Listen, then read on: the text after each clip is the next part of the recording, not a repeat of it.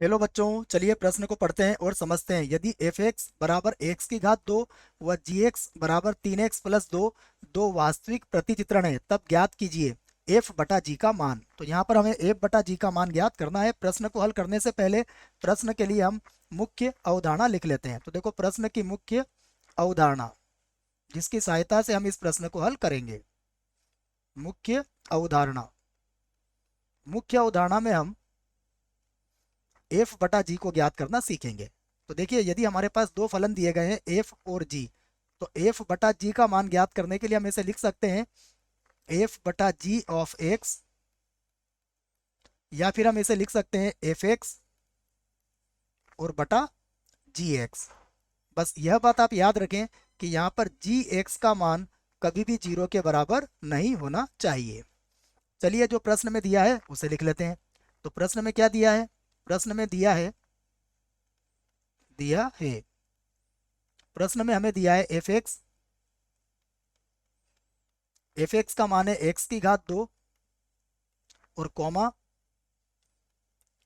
जी x का मान है 3x+2, 3x और प्लस का 2। ये मान हमें दिया हुआ है। देखिए, अब हमें क्या ज्ञात करना है? एफ बटा जी। तो हम यहाँ पर एफ बटा जी का मान ज्ञात करते हैं, एफ बटा जी, जिसे हम क्या लिख लेंगे? जिसे हम लिखेंगे एफ बटा जी ऑफ एक्स, अर्थात यह किसके बराबर होगा? यह बराबर हो जाएगा एफ एक्स और बटा जी एक्स के बराबर हो जाएगा। यहाँ पर अब हम क्या करेंगे? बस ध्यान क्या रखेंगे यहाँ पर कि जी एक्स का मान जीरो के बराबर नहीं होना चाहिए।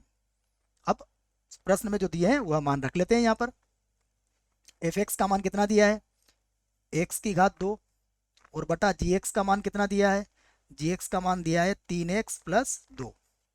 यहाँ पर इस बराबर के चिन्ह को थोड़ा सा और यहाँ लिख लेते हैं। ये लीजिए, तो देखिए ये मैंने लगा दिया यहाँ पर बराबर। इसका अर्थ क्या हुआ कि जी ऑफ एक्स का मान जीरो के बराबर नहीं होना चाहिए, अर्थात 3x+2 का मान जीरो के बराबर नहीं होना चाहिए। यहाँ से अगर मैं x का मान निकालूं तो मैं कह सकता हूँ कि x का मान बराबर नहीं होना चाहिए -2/3 के। यदि x का मान -2/3 होता है तो फिर यह यहाँ पर परिभाषित नहीं होगा। तो यही हमारे प्रश्न का उत्तर है।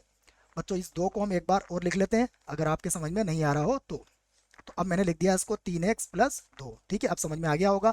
आशा करता हूँ आपको इस प्रश्न का उत्तर समझ में आया होगा। धन्यवाद।